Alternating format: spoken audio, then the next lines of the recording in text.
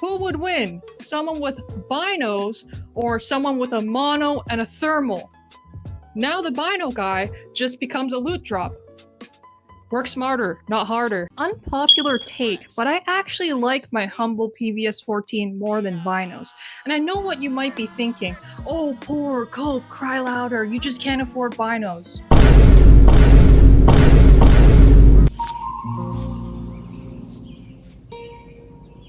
What the fuck is this piece of shit? So for those of you new to night vision can be broadly categorized into different categories based on how many intensifiers or tubes there are. One for mono, two for binos. There's this weird three one, and then there's four for panos, and then there's night operators, which is digital night vision.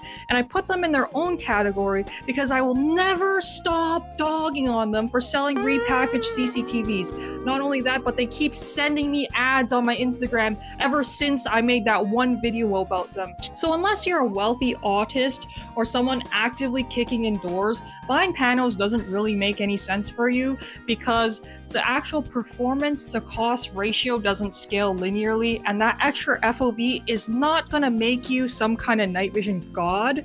Not only that, it's extremely heavy and bulky and just seems like annoying to use. They especially don't make sense because panning binos exist. So if you take night operators and panos out of the equation, you're pretty much left with monos and binos. And most people will just opt to buy monos as their first night vision like I did because it is about half the price of binos, and just to get your toesies wet into the night vision game. However, some people are of the opinion that you should skip monos altogether and go straight for binos, buy once, cry once.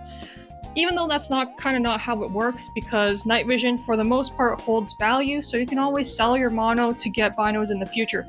But I'm actually here to argue that despite binos giving you better depth perception, monos are actually better in most aspects that matter. So let's kind of boil down the two reasons why you would buy a bino over a mono. One, to look cool on the internet, and two, it's a little bit easier to use because you get depth perception.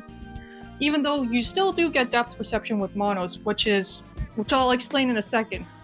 So what are the advantages of buying a mono? Well, first one is cost. Costs like half of a bino. It's lighter, you can wear it for a lot longer, and you have ambient light awareness. I think the cost to benefit ratio is definitely the biggest argument for getting a mono instead of a bino for your first night vision, or for any night vision really. Hold on, let me cook. It's not because I'm just poor. With a bino, you have the same FOV or field of view as a mono. The only difference is that it's slightly more similar to your regular vision because both of your eyes are under night vision, so you have better depth perception. But for double the cost, I don't think this slight improvement really justifies the purchase, especially if you're not kitted out in other ways like owning a laser aiming module or a thermal. Because really think about it, buying a mono unlocks night vision, buying a bino unlocks night vision, but for the cost of a bino, you could buy a mono and thermals. Who would win? Someone with binos or someone with a mono and a thermal? Now the bino guy just becomes a loot drop. Work smarter, not harder. Me personally as well, I would rather be under budget and buy a really nice mono, like Gen 3, white phosphor, super crispy, I can see the individual hairs on your forearm kind of mono, rather than stretch my budget a little further to get a cheap pair of binos with like TV static level 23 SNR tubes, green phosphor, you know what I'm saying? While most people think ambient light awareness is not that important, I'm here to tell you that ambient light awareness is the key to pretending to be a bush at night. And pretending to be a bush is a very good skill to have if you're not trying to get domed. When you wear a mono, you can immediately pick up on the light levels around you, especially in mixed lighting conditions like in urban areas or when there's a full moon or something like that, and the trees are casting dark shadows. When you're wearing a bino, you can still tell which parts are brighter or darker, but it's a little more difficult, especially with auto gating, which is like adaptive brightness for your nod. So mono users definitely have a leg up over bino users for this reason. And if I were put in a mixed lighting condition area, I would probably flip up the left eye of my bino just to see what's going on around me.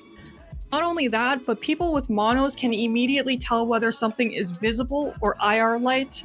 With binos, the visible and IR light would both just look like light, whereas with monos, you could see the IR light through your mono, but not through your left eye, and that would tell you immediately that it's an IR light. Fun fact, a lot of night surveillance cameras use IR light. This is not legal advice, but you can spot surveillance cameras pretty much immediately with your mono. Not only that, but using a mono preserves your natural night vision. So when you take off your night vision, you can actually do small tasks without turning on a task lamp, especially when it's a bright night out with a full moon and the light is reflecting off the snow or something like that.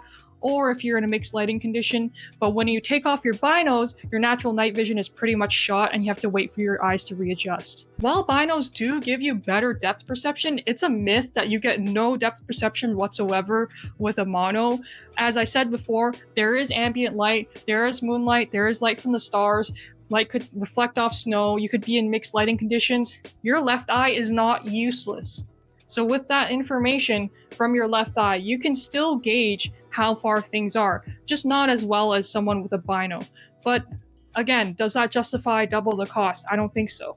Unless, of course, you're in an environment with extremely low light where it's pretty much close to pitch black.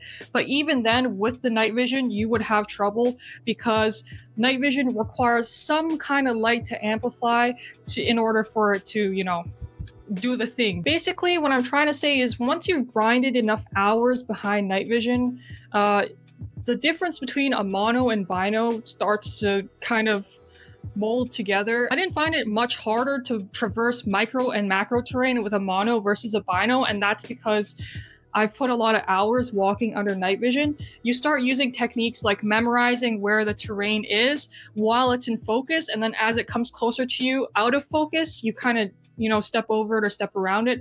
So again, this comes down to training. There's really no way around eating shit. You might eat shit a little bit less when you buy binos, but either way, you're going to eat shit wearing night vision because your brain is just not used to that 40-degree FOV. Either way, it's going to happen. So save your money, spend it on other things like laser aiming modules or a thermal. And speaking of hours under nods, a mono is a lot lighter than a bino, and you'll be able to wear a mono for a lot longer than you will be able to wear a bino. So monos are getting so light, in fact, that some of them don't even need counterweights anymore. I don't care how strong you are, after a certain number of hours wearing nods, your cervical vertebrae will start feeling it, and you're gonna start regretting wearing too heavy of nods in your 50s and 60s. It's a similar philosophy with guns. I have no doubt in my mind that you could carry a 15-pound gun. You could carry an MG. I have no doubt that you can do that. But I guarantee that you can carry a 9-pound gun for a lot longer and take way steadier shots. That's kind of how it is with monos. Again, it boils down to what your goals are. If you are that CQB guy, if you are that high-speed, low-drag, door-kicking guy, go with the binos. But if you're a loser like me who paid $150 to play in a milsim event and you're fucking hell-bent on staying awake for the whole night, you might want to go with a mono. Also, you may want to think about how you're going to incorporate upgrades down the line. You might be saying, oh, I'm going to buy nods and that's going to be it. No, it's not. It's an addiction. It's a problem. But yeah, how are you going to incorporate thermals in the future? With a mono, you could get a thermal monocular for your left eye like I do, or you could get a clip-on thermal or thermal scope. With binos, most people just go with the clip-on thermal. I prefer the full power thermal monocular because I enjoy the daytime use and being able to zoom. Like when you see a orange blob out in the distance, is it fresh coyote scat or is it someone's head peeking out of a bush about 1 kilometer away or 1,000 yards away? The zoom will give me that information. But with clip-on thermals, I don't think any of them have zoom. So you're basically, if anything's beyond like 100 yards, and basically just guessing at that point. I predominantly LARP in the woods with longer distances, so the high speed, low drag is not really a priority. So that's why I use a thermal monocular. I can choose whether or not I want to engage or just sit in this bush and stay hidden and eat my Snickers bar. Whereas if you're indoors and it's kind of a do or die situation with all its drop shot, button mashing, screaming slurs into VC type situation, you may want to go with the binos and the clip-on thermal. Now, some of you nerds in the audience might actually fall into this third category of night vision LARPer. We got the high-speed, low-drag CQB bros, we have the In the Woods bros, and we have the third category, Ryan Gosling, and I mean the Greyman. Oh, we may seem few in number, T97, but we're actually all around you. Yeah, okay, bro, sit down. So pretty much the only reasonable option for the Greyman or the Ryan Gosling is having a mono with a night vision harness. I recently got this night vision harness from Carcajou Tactical as a review sample, and I'm actually enjoying it quite a lot, even though I hate night vision harnesses. Nothing can beat my dusty, rusty old AliExpress bump helmet. So reliable, but I am actually enjoying this one a lot. I've tried the 4D cap, I've tried the Tracer Tactical, and this one's my favorite so far. So props to you, Carcajou Tactical. I will be dropping a video about night vision harnesses in the future where you will see this. So there's my one plug for the video. But yeah, back on topic. Mono and night vision harness is pretty much all you can do with your Greyman setup.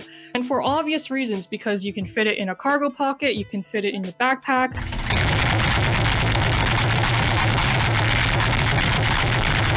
So on and so forth. Some people will be like, oh no, I can use binos with my Greyman setup. Okay, buddy. You'd think that would be obvious, but you'd be surprised on the internet. And I have my reservations about the whole night vision Greyman headcanon. And I say headcanon because I can never see a situation where I'd be trying to be low-key with a mono attached to my face, So at what point are you using night vision with your concealed carry? Maybe I'm just not about that life. Maybe I'm just not that guy. I'm not him. I'm not Ryan Gosling, so I wouldn't know. But in the end, it's not about size, it's about how you use it. Make sure you weigh your budget and you look at what you're trying to do with it. If you're valuing mobility and long-term wear, go with the mono. If you're valuing like high-speed, low drag again, go with the bino. But again, I have to stress, despite what people on the internet might make you think, this is a hobby, okay? Nobody needs night vision as much as we like to fantasize for the world to go to a point where people have to bust out the night vision and thermals.